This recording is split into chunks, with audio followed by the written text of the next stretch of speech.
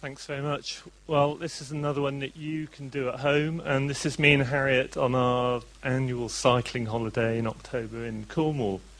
And 2 years ago we were there, and on the way back I said to Harriet, I just wondered how long it would be to just carry on cycling around the coast and come back to the point you started. So I left Bristol. This is Harriet's brownie that she made. She's a cartographer, very accurate, and cake's quite important as well in the journey. So I set off June last year and cycled clockwise.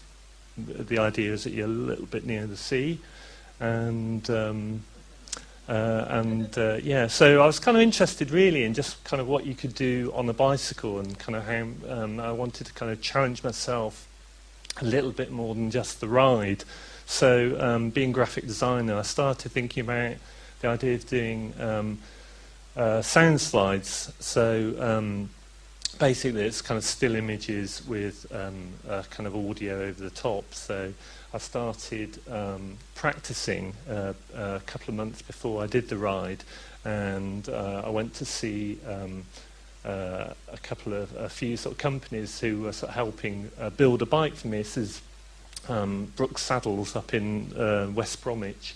So I had this idea of really visiting artisans. I kind of like the word artisans because it's quite a broad term. It basically means people that kind of make things, but it could also mean songwriters or I don't know, other cyclists.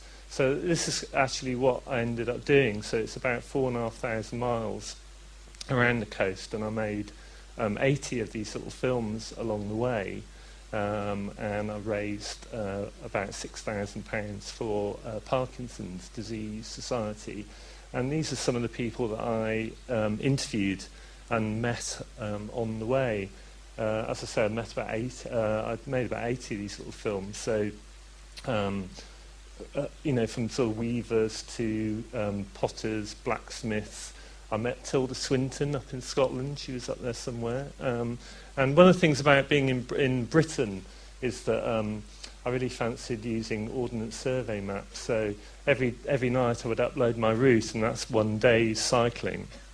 And you can see where I went wrong up in air, came back on myself, and also missed the Thustrands route, which is along the coast. So being an old guy as well, sort of going slow was really important. Well, it wasn't important. I had to go slow because I couldn't really go fast. But it's that thing of kind of not missing anything, you know. And the point of doing it was because there's lots of Britain that I hadn't seen. So, you know, and on a bike you can stop anywhere, and so, you know, just little details, I guess, little kind of old road signs, and you know, cafes and stuff. So I stopped at pretty much every cafe, and you see beautiful things. So you know, you see things that you're never going to see, or I've never seen. This is Maze Howe, which is a burial mound, 5,000 years old. So it's 1,000 years older than Stonehenge, and I actually went inside it. So you just see these kind of spectacular things which are in Britain. And this is the other end of the country. This is Dungeness. And it's where Derek Jarman has his house. But it's, you know, you just see these amazing things. So it's like kind of travelling through film sets, really. Yes, it's just this kind of beautiful country. And even just kind of ordinary things. This is coming through Cumbria, so you would just kind of pass these stunning things all the time. I was going to say, I did this thing where I was practicing for 15 seconds, not knowing it's 20 seconds. But this is the Holy Island, and I went to the Abbey. Everyone else photographed the Abbey, and I thought it was kind of nice that the monks put a little cross on, because in case their wheelie bin got nicked. So that kind of led to this thing of being in Britain, where you suddenly realise you see quite a lot of kind of funny things, really. and a bike rally that I thought I could join in as well. But that led me then to start making kind of collections of stuff. So collections of photographs. So there's a lot of Robbie Williams tribute acts in Britain. So I think I've got 5 different. Well, it could have been Robbie Williams actually, but I don't think so.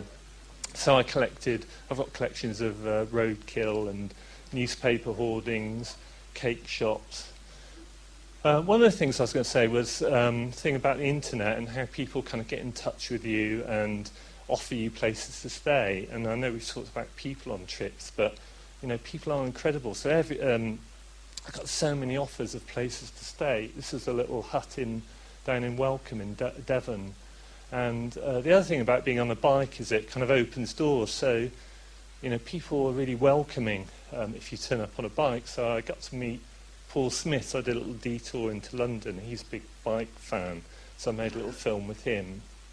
But I think the main thing for me was just kind of ordinary people.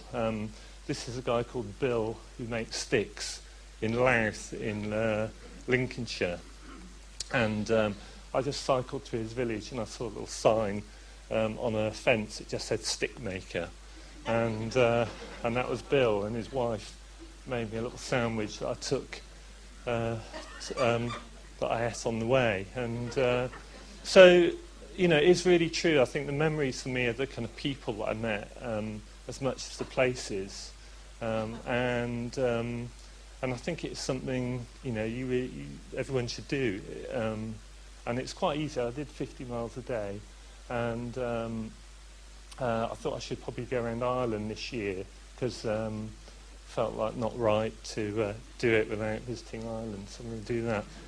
Thank you very much.